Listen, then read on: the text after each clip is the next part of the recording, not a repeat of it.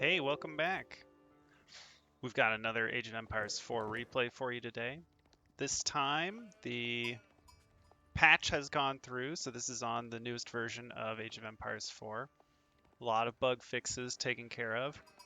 Um, Interestingly, in this matchup between me, the English, and my opponent, the Duke of Squirrel, as the French, not too much from the patch will come into play. Horseman armor has been increased. Maybe we'll make some horsemen. The French certainly can produce them quickly from their stables, but shouldn't see too much of a difference. This is another exhibition match between me and the Duke of Squirrel. We both decided to play some civs that we don't have too much experience with. I've been recently practicing a lot of English, and he wants to get better with his French. So here we are. The map is Mongolian Heights. There's a river that bisects the map. And my thoughts on this game, I'm not too worried about going up against the French. I've had them as an opponent many times, but I would usually play as the Abbasid, which have very strong spearmen. For this matchup, my English longbowman won't be all that effective against his knights. I'm likely not going to hold down the button and make tons of longbowmen. I'm probably going to make them kind of sparingly and try to focus on getting some barracks down to get lots of spearmen out. You haven't seen me play as the English before, if you've been watching these replays. The strategy with the English that I've come to accept, or that I really want to improve at, is sort of a slow crawl to take over the map. The English get an attack speed bonus when there are enemies near town centers, outposts, or keeps. So basically when you hear an alarm going off and you'll see a sort of campfire appear over a building, that tells you that all units, all your friendly units in the area, are going to get an attack speed bonus.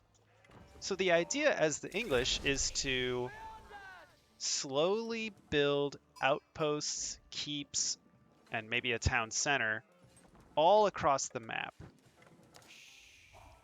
Kind of like how the Mongols typically place lots of towers across the map, the English are going to do the same. They're going to build tons of outposts just scattered across the map and slowly take over sections of the map. In my mind, I want to begin expanding outward towards very valuable locations. So typically those will be sacred sites or relics, or as I wanted to focus on for this, I want to try to get the boars on the map. So I send a group of 5 villagers out. This has been my strategy lately. Send 5 villagers out to wherever we scouted out the boar, whatever's closest to my base. Put down an outpost and a mill. At the mill, we're going to research the hunting gathering rate. So we're going to hunt a lot quicker from animal carcasses. So we'll be gathering tons of food from this boar and try to use that to give us an advantage. I made a single man-at-arms to check out his base, and after seeing this matchup between my man-at-arms and his royal knight, I knew we're not making any more man-at-arms. Not for a long time. I need spearmen, and I need them now. My opponent, Duke of Squirrel, went for the School of Cavalry, and now we're getting into that early royal knight harassment. You can see there's the campfire that's like burning above the building. That means units in the area are getting an attack speed bonus. And we're trying to discourage him from attacking my villagers. There's the boar kill. Should see, yeah, the survival techniques upgrade. If some royal knights came this way, I'd hopefully spot them with the scout, and I could shove my villagers into this outpost, and they would start firing on them. a group of maybe 4 or 5 Royal Knights are going to tear down an outpost pretty quickly. The outpost arrows are just going to do no damage to them. So I decide to send some spearmen over here as well. I also said to myself, well, if this area is what I'm going to be kind of going for in terms of map control, why not also put a dock down nearby? So we'll just kind of guard this area. This will be the first area of the map that we claim as ours. Opponent wisely goes for archers mixed in with the Royal Knights. Unfortunately, I lose my scout there. Really should have kept my scout over here because I want to know if anything's coming towards this little expansion. Here he comes again with his forces. The scouts should probably... I mean, they can be used in battle. They're good at burning down buildings, but he likely doesn't know about this expansion, so these scouts should really be doing less fighting and more scouting. Now, one thing I'd really like to see French opponents do is if you get attacked by all these arrows and you seem to keep running up into strong defenses at the front, just send those Royal Knights into the base. What are the arrows being shot at them going to do? As long as you avoid these spearmen, these longbowmen and this town center are really not going to be doing any damage to those Royal Knights. It's just going to feel like little pebbles being thrown at them. So use your Royal Knights to scout the whole base. There should be nothing unknown to you.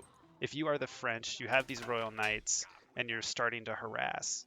My opponent should get back in here, get into the backside of the base. Look at all these juicy villagers back here. These villagers, this spot is not a good target because they will jump into this outpost in half a second. Back here, these villagers would have to run all the way over to the town center. I really think if you're French and you've got a few Royal Knights, send them in.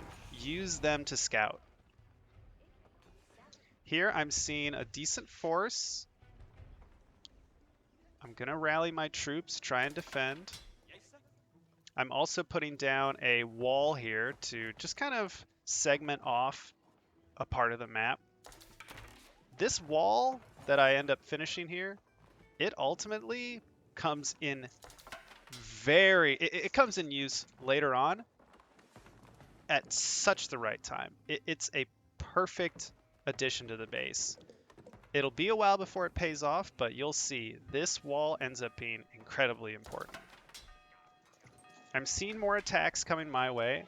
I'm slowly adding arrow slits to my outposts because I've secreted a small mining operation over here. I say, ooh, that's a decent force. I'm gonna probably tuck my villagers away, and I decide to pull my spearmen who were over here.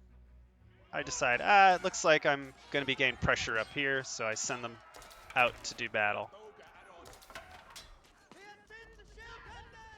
The villagers shooting from the outpost with the extended range is really good. Really like seeing that.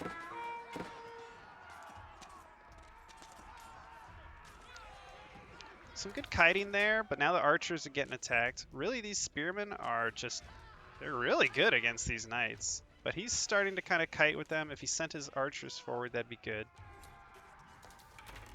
Looking at the resources, my opponent is really close to hitting the next age. A little bit too much in gold, but now would be a good time to throw down the next landmark. And yeah, it looks like he does. I think that's a great move. This harassment has been, I'd say, not that effective. I haven't lost really villagers to the knights, but they have caused me to build lots of units, which I could be using the resources from those units elsewhere. I send a small force to try and harass. Looks like I get... Oh, I really want that last villager. Oh. Send a small force this way. I notice the guild hall being made. Decide, oh, I can get some villagers from there too. So that's maybe three villagers right there. I just send my units back. I also send a small force to attack the gold mining operation over here. This attack I remember viewing in the middle of the game and saying to myself, whoa, I'm scoring a big win here. There's countless villagers getting taken down here. We're dealing damage. The archers are getting shots in. Was really excited to see that. I figured his forces were likely busy taking care of that attack. My opponent still did get down the Tech 3 building, but I'm going to catch up soon enough. I'm saying to myself, well, I got all these villager kills. His economy is going to be in shambles. I can take my time to get to the next age. That's all right that he's going to be in the Castle Age already. That said, I do pull my units away. I kind of put the brakes on producing units and say to myself, okay, let's spend the wood to make more production buildings, but let's not spend any more resources. Let's keep the food, let's keep the gold, and let's just get to the next stage, because I really want to get my third landmark. It sort of serves as an extra town center for the English, so it's a big economy boost if you can get it. In terms of map control, I've segmented off this area to sort of protect this backside of the base. True, there are other ways around, but this at least prevents immediate run-bys. I've solidified down here. I've got my outposts ready, and I'm expanding more outposts over here. And I'm getting another dock to make the rally times shorter for these fishing ships. The fact that I've been able to keep these 3 fishing ships going, well, now 4, that's been a side income of food for a long time. I've been sending a force to scout and look for if my opponent has put down any docks, and I don't see any, so I'm feeling pretty good. There's the third landmark, King's Palace. I put it back here. I figure I can at least access these berries, and I really want to be defensive with it. I'd rather not put it too far forward. Though it does give the network of castles enhancement if enemies come near it. So it's not a bad idea to kind of put it forward, but really you should be using outposts to grant yourself that attack speed bonus. Things mellow out here for now. I would assume after that, yeah, after all those villagers that I killed, my income per minute is definitely up. Little skirmish over here. I'm pretty much doomed to lose this one. But maybe I can get... Oh, nice, I got a Royal Knight there. I'm taking note of the units my opponent has, and I say to myself, those archers are going to get really annoying. Maybe I can make a mangonel to counter them. And that's when I say to myself, well, yeah, mangonels are great at countering infantry. And that's all I've been making. I make a note in the back of my head, okay, when I get a siege workshop, let's maybe make a spring alder too, because my opponent is likely thinking mangonels. Fortunately, with the damage to his economy I was able to accomplish, I say to myself, it'll probably be a little bit before he gets the mangonel, but I should still make the Springald a priority, because I'm just going to keep making infantry. I'm just going to get more spearmen, more longbowmen, and some crossbowmen. Sending more small groups of units across the map, just to kind of sweep, look for any places where there might be villagers gathering. Finished off the boar carcass, moving on to mining. Still fishing a decent amount. Now I'm kind of thinking the relic game. The Duke of Squirrel made it to the Castle Age a lot earlier than me. For all I know, he's already playing the relic game and has picked a few up off the map. So I decided that, well, I should probably compete a little bit. And in case you're wondering about monks, relics. What's the best way to pick up relics? Here's a few things that can save you some time. If you rally your monks to a relic, they will pick it up. But at that point, you'll have to tell them to return it. Fortunately, once you've returned your first relic to your monastery, you are then able to give your monks shift commands to pick up relics and return them. This is a little weird. If there are no relics in the monastery, you cannot select a monk, hold down shift, right click a relic, and then again hold down shift and right click your monastery. That will not cause the monk to return it.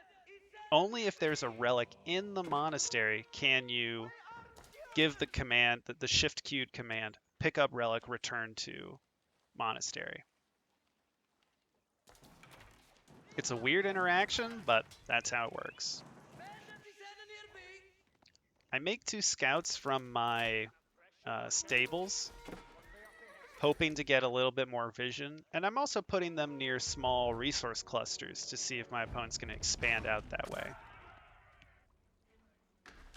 Got a springald emplacement on this outpost, and I want to fight here. It's a choke point. I've got an outpost here, which will give me the network of castles enhancement. So I'm rallying units here. Definitely want to fight here. Would really like to return this relic and have these monks get to work making more or collecting more. And I do have my siege workshop, so I'd like to see a springald made ASAP.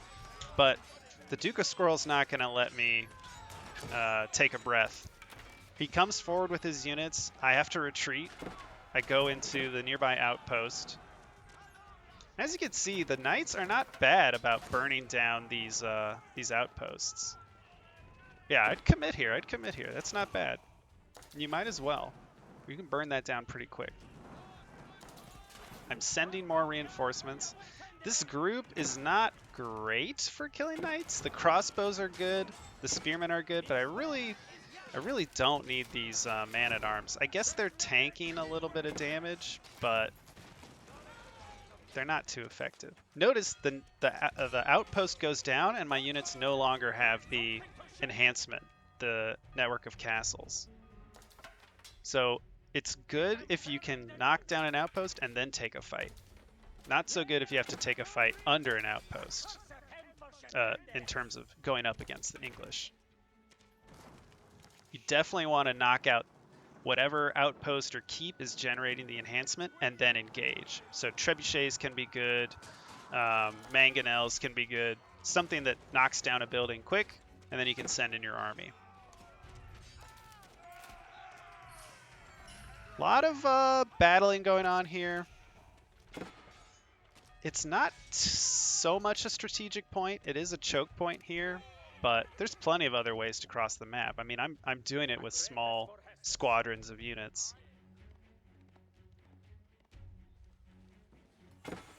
Really gotta get that relic in. There's the mangonel that I suspected, and I, fortunately, had my springald made and ready to go. Every hit, oh, even the melee units in here. Unfortunate loss. The units were there. They probably should have responded to the aggro of the unit and just automatically started engaging with my units. Really weird that these, especially these archers, I don't know why they didn't respond to that mangonel getting attacked. Send a small force in to harass the farms.